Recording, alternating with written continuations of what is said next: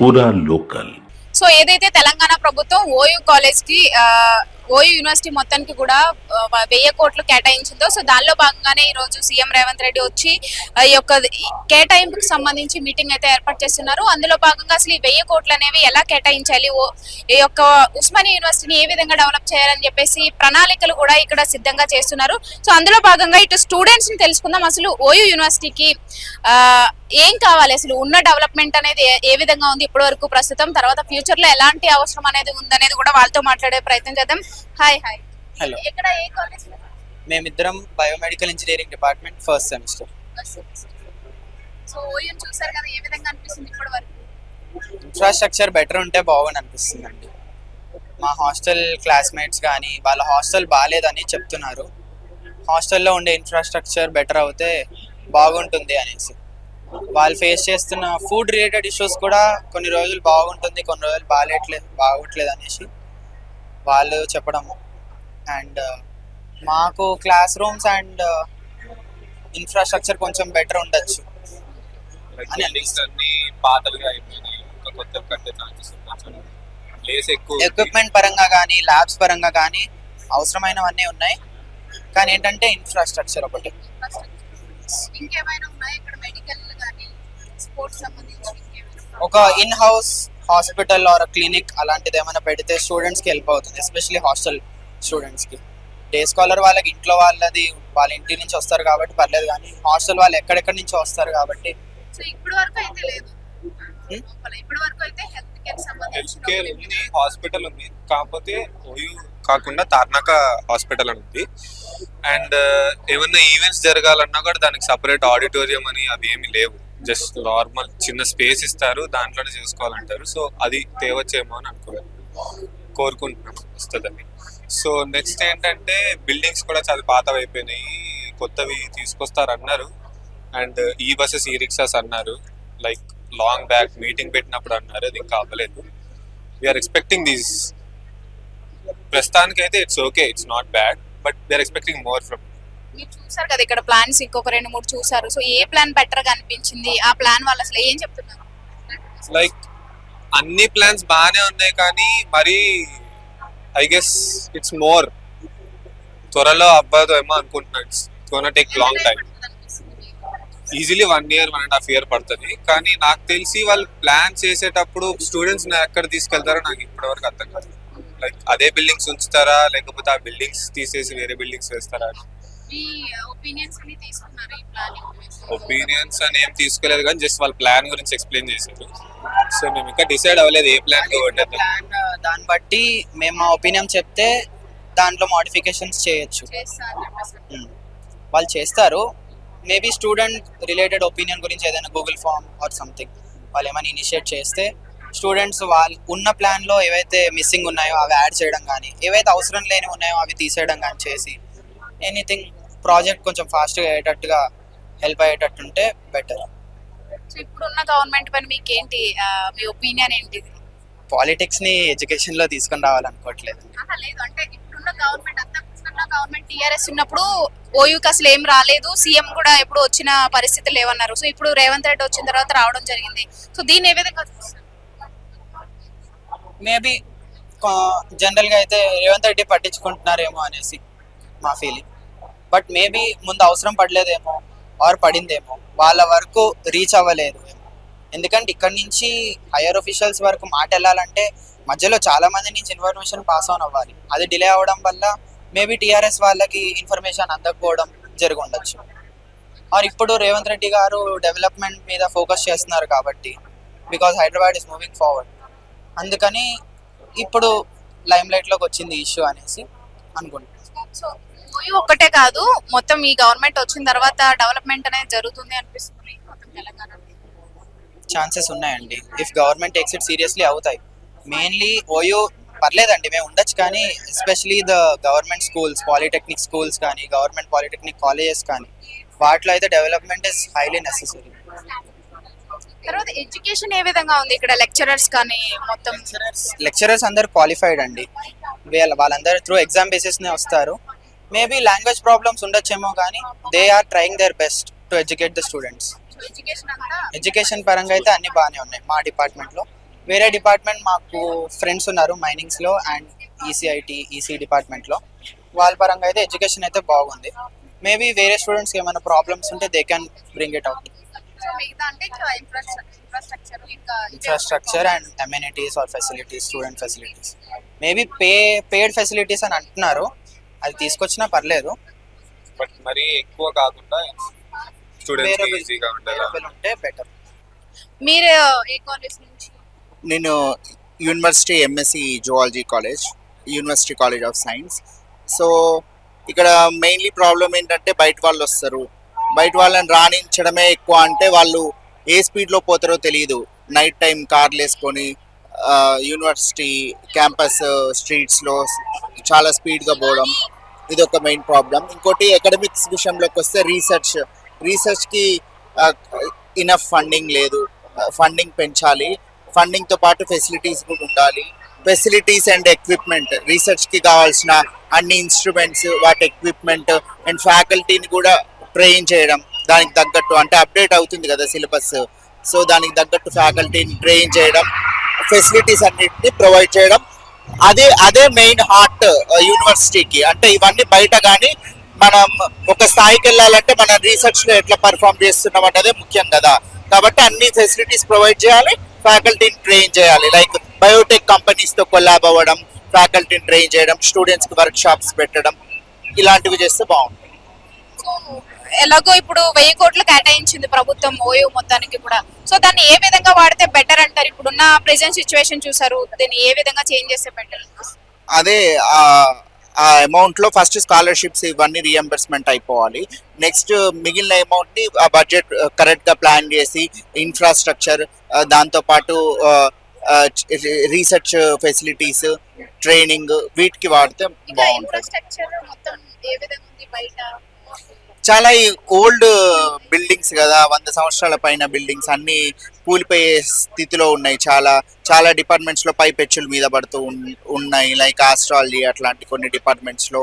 So అవన్నీ renovation చేయాల్సిన అవసరం ఉంది. వాటికి ప్లాన్డ్గా బడ్జెట్ వాడితే బాగుంటుంది. నిజంగా 1000 కోట్లు నిజంగా పెడితే ఆ పెట్టిన దాంట్లో కూడా ఒక పద్ధతి, ఒక ట్రాన్స్పరెన్సీ, ఎవరు మధ్యలో ఎటు పోకుండా ఒక ట్రాన్స్పరెన్సీ, ఒక ప్లానింగ్, ఓ పద్ధతి, ఓ ప్లానింగ్, డిసిప్లిన్, డెడికేషన్ తో సో అయిపోయింది. ఇక్కడ మొత్తం ఉందా హెల్త్ కేర్ కానీ లోపల ఇన్సైడ్ ఓయూలోని? హెల్త్ కేర్ పర్లేదు, బెటర్. డాక్టర్స్ కూడా టైంకి వస్తారు. స్పోర్ట్స్ డిపార్ట్మెంట్ కాకపోతే యాంటీ వెనమ్ ఇంజెక్షన్స్ అవన్నీ ఇక్కడ అవైలబుల్ లేదు. అంటే తార్నాక హాస్పిటల్లో బెడ్డింగ్ ఉంది అన్నారు, కానీ సడన్ గా ఎవరికైనా పాము కుడితే వాటికి యాంటీ వెనమ్ అవి ఇక్కడ అంత అవైలబుల్ గా లేదు. లేకుంటే మినిమం మెడిసిన్ ఉంది. మొత్తం ప్లాన్స్ చెక్ చేశారా, చూసారా? ఈ రోజు ప్లాన్స్ చెక్ చేశారా 3 కంపెనీస్ నుంచి? మీకు నచ్చిన ప్లాన్ ఏ విధంగా ఉందంటే ఇక్కడ ఏ ఫ్యాక్టర్స్ మీకు నచ్చాయంటే?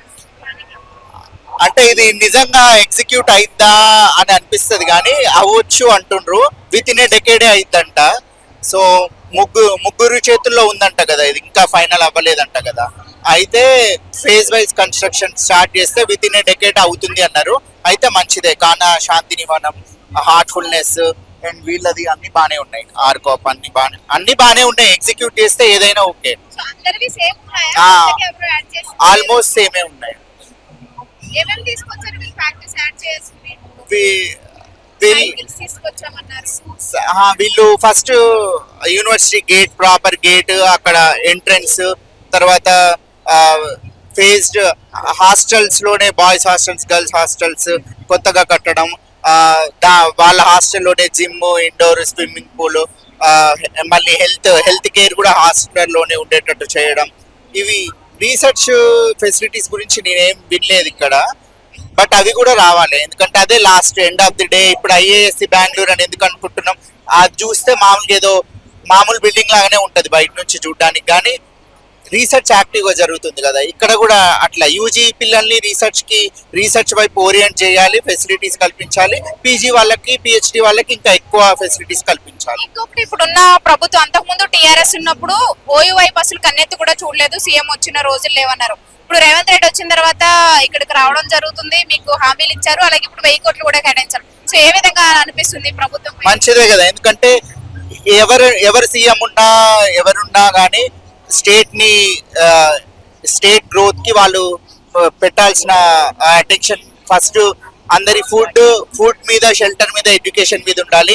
ఎడ్యుకేషన్ మీదకి వచ్చినప్పుడు యూనివర్సిటీస్ ప్లే క్రూషియల్ రోల్ కాబట్టి రేవంత్ రెడ్డి గారు యూనివర్సిటీ వైపు చూడడం, అటెన్షన్ పెట్టడం, ఇదంతా positive response. If implemented in a proper way it would yield good result. ఎప్పుడు ఏ ఇయర్ లో మీరు ఇక్కడ నుంచి వెళ్ళారు? My 2015 batch, 15-17 batch. నేను మా ఫ్రెండ్స్ కూడా, ఇప్పుడు మా ఫ్యామిలీ మెంబర్స్ కూడా ఉన్నారు ఇందులో. సో మీరు అప్పటి నుంచి చూస్తున్నారు, ఇప్పుడు ఓయోకి అప్పుడు ఓయోకి తేడా ఏంటి? ఏ తేడా ఏం లేదు మేడం. ఊరికి ఇప్పుడు రేవంత్ రెడ్డి వచ్చింది కాబట్టి ఇవన్నీ చేసింది తప్ప ఇంకోటి ఏం లేదు. ఈయన కాకుండా ఇంకో వేరే గవర్నమెంట్ వచ్చినా వచ్చి పోవడం కాదు, చేసి చెప్పిపోవాలి. ఇప్పటికీ సెకండ్ టైం ఓయికి రావడం రేవంత్ రెడ్డి. ఇంతకుముందు జాబ్ క్యాలెండర్ అన్నాడు, జాబ్ క్యాలెండర్ కూడా ఏమి ఇవ్వలే. ఆ జాబ్ క్యాలెండర్ అడిపోయింది. ఇప్పుడైనా నోటిఫికేషన్ ఇచ్చేసి వెళ్తే బెటరు. ఇప్పటికే తెలంగాణ వచ్చి మనకి ఇన్ని సంవత్సరాలు అయినా ఒక గ్రూప్ 1 నోటిఫికేషనే 4 సార్లు పేపర్ లీక్లు అయ్యి ఒక్క నోటిఫికేషన్ చక్కగా చేయకుండా ఉంటున్నాం. ఇప్పటికే ఎస్ఐ కానిస్టేబుల్ ఒక 20,000 పోస్టులు ఉన్నాయి, డిఎస్సి ఒక 30,000 పోస్టులు ఉన్నాయి, ఈ జేఎల్ డిఎల్ ఉన్నాయి. ఇప్పుడు ఉస్మాన్ యూనివర్సిటీలో లెక్చరర్ పోస్టు అలాగే ఖాళీగా ఉన్నాయి 90%. 5% మాత్రం రెగ్యులర్ అంత పార్ట్ టైం తోనే నడిపిస్తున్నారు. మరి అనిపించట్లే అంతకుముందు టీఆర్ఎస్ అయితే మినిమం కూడా చేయలేదు, అంటే ఇక్కడికి వచ్చిన రోజులు కూడా లేవు టీఆర్ఎస్ గవర్నమెంట్ ఉన్నప్పుడు. అట్లీస్ట్ ఇప్పుడు కాంగ్రెస్ ఉన్నప్పుడు ఇక్కడికి వస్తుంది, హామీలైనా ఇస్తుంది కదా. ఉత్త హామీలు ఇవ్వడం కన్నా చేయడం మంచిది. బీఆర్ఎస్ అయినా ఒరిగి పెట్టిందా, కాంగ్రెస్ ఒరిగి పెట్టిందా, బీజేపీ చేయను, ఏ ప్రభుత్వాలు ఏం చేయవు. విద్యార్థుల్లో మార్పు రావాలి, ఓటర్స్లలో మార్పు రావాలి. రాజకీయ నాయకులు వాళ్ళ గెలుపు కోసం అప్పటి మందం 1,00,000 అబద్ధాలు ఆడతారు. పాతకాలంలో అన్నారు 1000 అబద్ధాలు ఆడి ఒక పెళ్లి చేయమని. 1,00,000 అబద్ధాలు ఆడి ఒక రాజకీయ నాయకుడు కావాలి, ఒక ఎమ్మెల్యేనో, ఎంపీనో, ఒక మినిస్టరో, ముఖ్యమంత్రి కావాలి.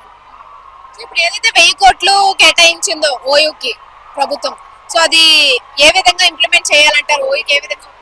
1000 కోట్లు అనడం కన్నా ఒక 100 కోట్లు అని చెప్పేసి ఆ 100 కోట్లు సక్రమంగా చేస్తే చాలు.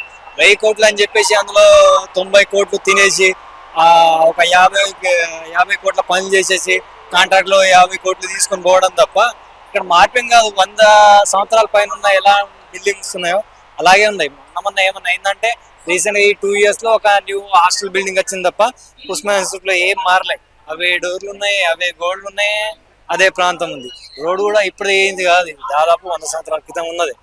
ఇప్పుడు కొత్తగా మార్పు వచ్చింది ఏం లేదు. అదే లైబ్రరీ ఉంది, అదే కాలేజ్, ఆర్ట్స్ కాలేజ్. ఏం మార్పు రావాలంటారు? 1000 కోట్లు ఏ విధంగా ఉపయోగిస్తారు? విద్యార్థులకు నోటిఫికేషన్ ఇచ్చేసి విద్యార్థులకు విద్య చెప్పే టీచర్స్, లెక్చరర్స్ కానీ, ప్రొఫెసర్స్ కానీ వాళ్ళు రెగ్యులర్ ప్రొఫెసర్లు ఉంటే బెటరు.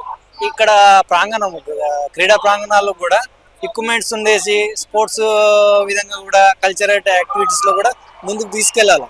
వాటికి సహకరిస్తే సరిపోద్ది. ఇన్ఫ్రాస్ట్రక్చర్ ఇక్కడ 100 ఏళ్ళ నుంచే స్ట్రాంగ్ గా ఇలాగే ఉంది. ఇప్పుడు కొత్తగా చేయాల్సింది ఏం లేదు. ఉన్నదాన్ని కొంచెం హాస్టల్ విద్యార్థులకు ఫుడ్ బాగాలేదు కాబట్టి వాళ్ళకు కొంచెం బాగా ఇవ్వాలా, సిసి కెమెరా ఫెసిలిటీ మొత్తం కల్పించాలా. విద్యార్థులకు ఇక్కడ హాస్టల్ నుంచి కాలేజ్ రావడానికి డిస్టెన్స్ ఎక్కువ ఉంది, వాళ్ళకు ఫ్రీగా వెహికల్స్ ప్రొవైడ్ చేయాలి, ఎలక్ట్రానిక్ వెహికల్స్ లేదా బస్ అన్న ప్రొవైడ్ చేయాలి ప్రతి హాస్టల్ నుంచి క్లాస్ రూమ్ దాకా. విద్యార్థులు దగ్గర 100 ఏళ్ళ నుంచి అలాగే పాదయాత్ర చేసాడు వచ్చుడు తప్ప వర్షాకాలంలో చాలా ఇబ్బంది అవుతుంది స్టూడెంట్స్ కి రావడం క్లాస్. మరి ఇప్పుడు ప్లానింగ్స్ చూసారా? ఈ 1000 కోట్లు ఏ విధంగా ఉపయోగించాలి, ఎలా డెవలప్ చేయాలని చెప్పేసి 3 కంపెనీలు వచ్చాయి, ప్లానింగ్స్ ఇస్తున్నాయి. ఏది బెటర్ గా అనిపిస్తుంది? ప్లానింగ్ పేపర్లలో ఉంటది కానీ రాతపూర్వకంగా కానీ ప్రాక్టికల్ గా ఉండదండి. ప్లానింగ్ చెప్పినట్టే అయితే కష్టం. ఈ ప్రభుత్వాలు ఇవి కానీ 100 కాదు ఇంకా 200 సంవత్సరాలైనా ఎలా ఉన్నాయి అలాగే ఉంటాయి.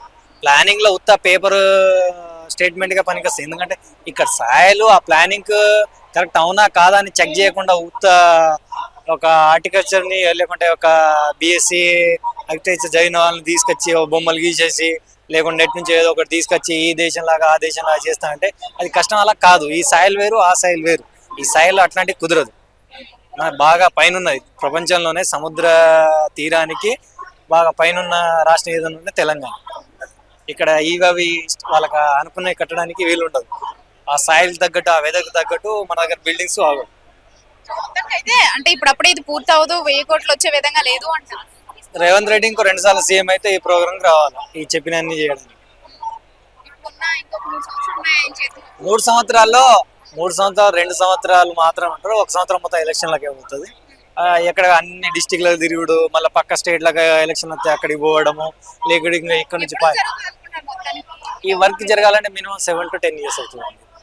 ఎందుకంటే ఈ ఓయూ కట్టడానికి 2015లో స్టార్ట్ చేస్తే 2019లో కంప్లీట్ అయింది. మినిమం అప్పట్లోనే 4 years అయింది.